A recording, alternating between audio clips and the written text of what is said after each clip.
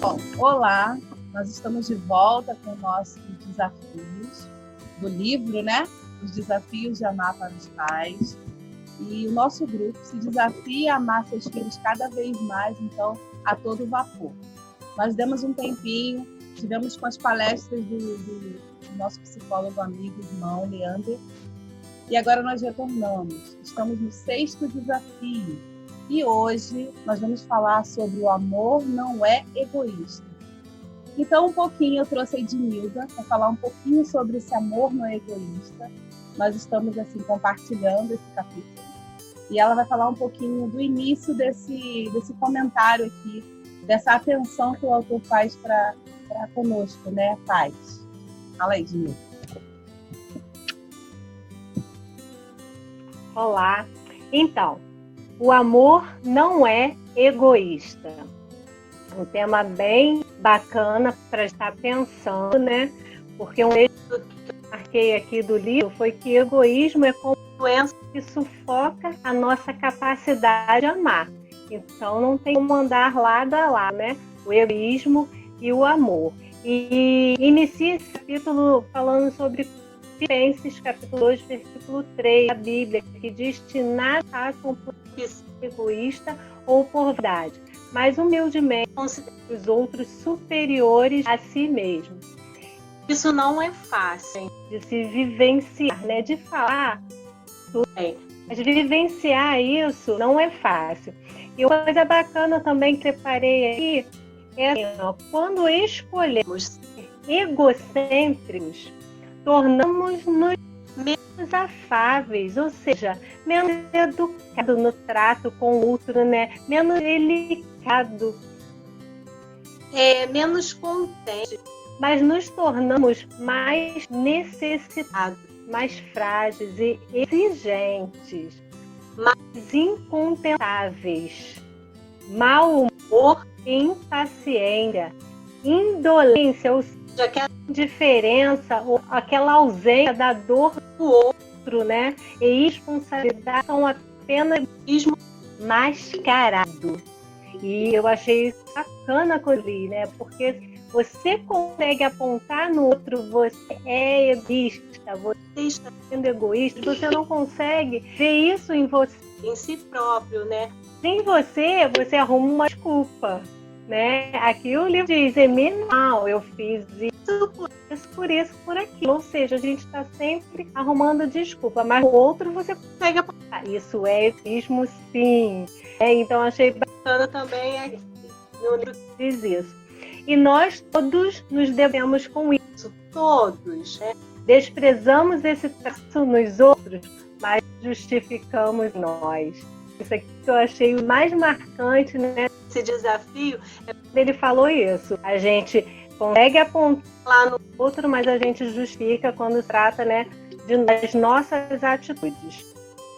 Outra coisa, pessoas altruístas determinam amigos, esposos e pais maravilhosos. Ou seja, o altruísmo é o contrário do egoísmo. Então, o que é uma pessoa altruísta? É aquela pessoa que tem a vontade de viver para os outros, né? Para compartilhar com os outros aquilo que você vive. Essa é uma pessoa altruísta. Eu achei bem bacana também essa parte do livro. Outro ponto, para mim passar a bola para a irmã Cristiane novamente, que eu separei foi quanto mais cada um de nós aprender a diariamente deixar nosso próprio egocentrismo mais fortes, mais amáveis e plenos nos tornaremos. E é isso que eu desejo, né, para vocês, pais, que vão estar compartilhando conosco esse 6º desafio do amor não é egoísta, né? Que vocês realmente se tornem mais amáveis e mais plenos com os filhos. Bom, fiquem na paz. Amém. E o autor, Ednilda, ele traz também uns exemplos da Bíblia, né? Ele trouxe sobre Ana, ele trouxe sobre Maria e José, né? Que foram pais exemplares. E relatou um pouco aqui sobre essa comparação, né? E ele traz ali em Lucas 2:22, falando que assim como eles honraram a Deus, dedicando Jesus, né? E sabendo que Jesus não pertencia a eles, né? Ele levou até o templo e falou, não me pertence. Como alguns desafios anteriores falou, eles não são nossos, nós só estamos cuidando. Infelizmente, o mundo diz o quê? A gente cria o filho para o mundo, né? Mas na Bíblia diz que nós criamos os filhos para Deus. É isso que a gente deve fazer. É claro que nesse contexto de criar o filho para Deus, ele vai saber se relacionar com o outro. Ele vai saber ser educado com as pessoas. Porque é isso que Deus faz conosco. Deus não é mal educado conosco. Então, assim também Deus quer que a gente faça com os nossos filhos. Então, há o exemplo de Maria e José, que eles fizeram isso também como sendo apenas guardião do Filho de Deus. A gente também toma isso como exemplo, né? Não é meu filho. Não é meu filho, como você falou aí agora, né? É pensar sempre no bem maior, no bem dele, né? E de repente isso vai custar um pouquinho, né? Claro, vai custar. Nós somos guardiãos dele, né? E a gente tem que tomar isso para nós, como pais. Porque isso é uma responsabilidade, assim, né? E tomar essa plena responsabilidade de educar, de treinar, de cuidar e depois dedicar ele ao Senhor, né? E propor a ele, né? E propor a ele, a criança, que ele também seja edificado por Deus. E a gente pedir essa ajuda a Deus, porque é o nosso foco aqui, né? Nós também sabemos que a gente sozinho não vai conseguir. Então a gente vai ter que estar andando junto com Deus, né? E ele também destaca aqui, deixar o egoísmo, sim, deixar que o egoísmo não infiltre no projeto que foi chamado para executar. Então, nós somos chamados como executores desse projeto, que é cuidar da criação ali de Deus, né? Que são os nossos filhos, que somos nós. E quando não deixar infiltrar esse egoísmo, vai fazer a diferença na vida dos nossos filhos. Porque se você tratar ele como... se não, você vai então tratar eles como algo irritante, como você vai se preocupar demais. Essa responsabilidade vai te irritar. Você não vai pensar assim, não, Deus vai me ajudar, né? Porque eu vou trazer isso de volta, eu vou devolvê-lo, assim como a gente vê como exemplo de Maria, José e Samuel ali com Ana. A gente vai fazer isso com gratidão. A gente vai fazer isso por amor, a gente vai fazer isso querendo realmente entregar ele e levar novamente a Deus, né? Então a gente vai somente desfrutar. Olha que interessante, ele fala muito interessante isso, quando ele fala que a gente vai desfrutar do tesouro que Deus nos concedeu, que são os nossos filhos. Olha, que sacada dele. Então quando a gente tirar esse peso, né? Tirar esse peso, não, o filho é meu. O filho tem que ser do jeito que eu quero. Mas não, a gente tem que respeitar. O Leander falou muita coisa assim. O Leander trouxe muito isso, da gente entender a individualidade de cada um. Do amor que cada um, do jeito que vai expressar. Então, quer dizer, quando a gente tirar isso, eu não sou o foco. Então ele traz isso aqui. O foco não sou eu. Eu sou um comissionado de Deus para cuidar dele, mas o foco não sou eu. Então, quando a gente entender isso e identificar que eu não sou o dono do meu filho, né? A gente então vai entender que vai dividir essa responsabilidade com Deus e vamos seguir muito mais leve. Ele continua aqui dizendo: pais que colocam seus filhos em primeiro lugar, sempre, não dividindo isso com Deus, né? Enfrentam momentos muito mais difíceis para deixá-los ir embora. Por seguinte, sejam hábeis quando chegar a hora de lidar com seu próprio filho, com seu próprio senso de identidade e valor após a partida dos pequenos. Quer dizer, o que vai acontecer também? Quando eu não quero que eles vá, eu também me sinto perdido. Me lembrou daquele assunto, né, que ficou na moda aí, e falam, né, os psicólogos sobre o ninho vazio. Vai acontecer aquele fato do ninho vazio. não, meu filho cresceu, né? E às vezes eu vejo bonito no Facebook, não cresce logo não, fica mais um pouquinho. Tem até uma canção, se eu não me engano, né? Não cresce longe, se eu não me engano, cresce perto. Então, não é assim, gente. Temos que ter equilíbrio nisso aí. E ele traz isso pra gente, sobre a gente ter o cuidado de fazer esse equilíbrio, porque senão a gente vai colocar tanto o filho como o nosso, a gente vai chegar a idolatrar o filho. Eu fiquei preocupada quando ele falou isso. E eu posso dizer que eu já fiz isso. Eu posso dizer que eu já passei por isso. E esses desafios têm me ajudado. Porque realmente já fiz isso. Então vamos lembrar que o egoísmo, então, e o amor não é compatível. Ele fala que é oposto. O egoísmo é o oposto do amor. Isso é para chamar bastante nossa atenção e nos colocar a pensar. Egoísmo induz a colocar o meu próprio pensamento preferido acima das necessidades do meu filho. Aí, novamente, eu lembro lá, né, que eu falei ainda há pouco.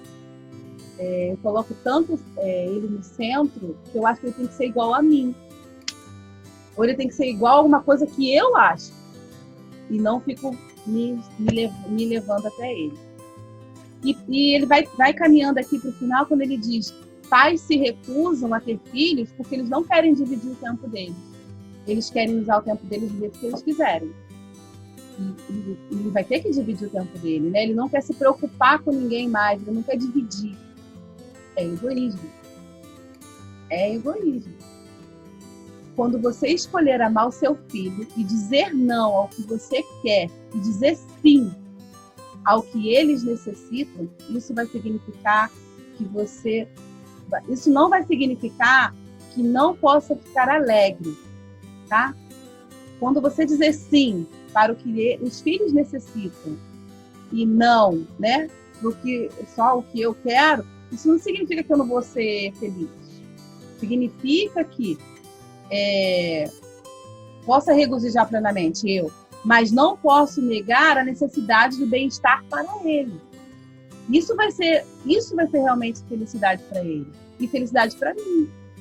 Porque quando ele fala aqui que dizer não ao que você quer e sim ao que eles necessitam, não é porque eu vou me anular, mas eu vou respeitar a individualidade do meu filho e vou caminhar com ele. Olha quantos erros eu cometi nesse sentido antes de entender essa lógica, né? E eu tenho agradecido porque ainda tenho meus 3 filhos em casa, ainda tenho que praticar ainda isso, né? E ele vai encerrando aqui dizendo: o amor luta pelo que é melhor aos olhos de Deus. Aí, novamente, a gente tem que manter esse equilíbrio aí na educação dos nossos filhos, tentando olhar com os olhos de Deus. Faz com que o coração, agradecido por nos conceder a oportunidade de amar eles e de tê-los em nós, mas de forma altruísta, como a Edilda falou ainda há pouco, né, Edilda? Diária, de amar nossos filhos, uma forma diária, e fazê-lo com que eles cresçam fortes, sábios e mais parecidos com Cristo no processo. Eu espero que esse desafio te desafie, mas traga memória, né? Se de repente você deixou de fez coisas aqui que você percebeu, nossa, eu fazia isso, né, Edilda?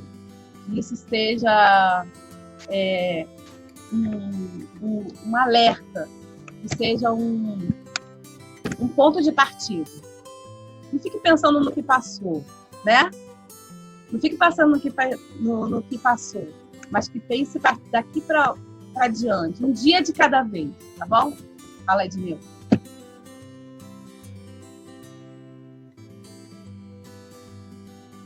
Então, você comentou que as pessoas podem ler e falar: nossa, eu faço isso, né?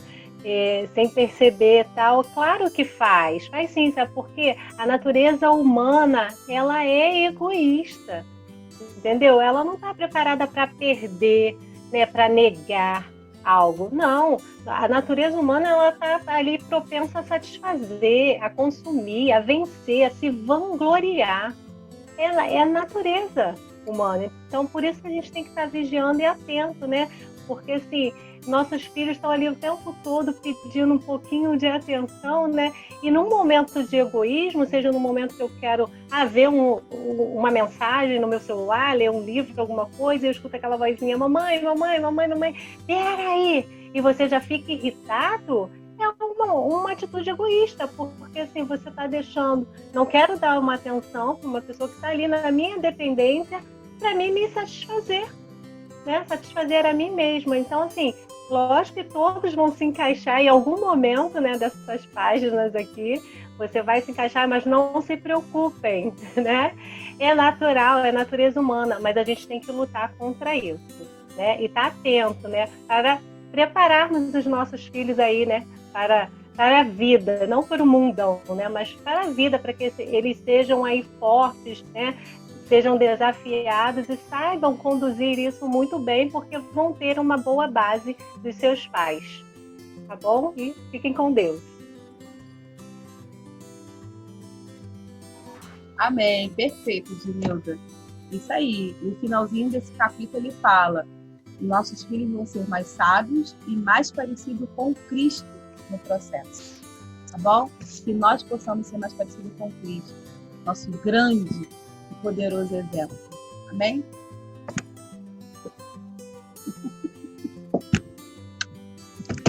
Até a próxima, gente. Participe dos nossos desafios, hein? Deixando um comentário, fala suas experiências. A gente vai trazer também um desafiado aí que realizou esse desafio.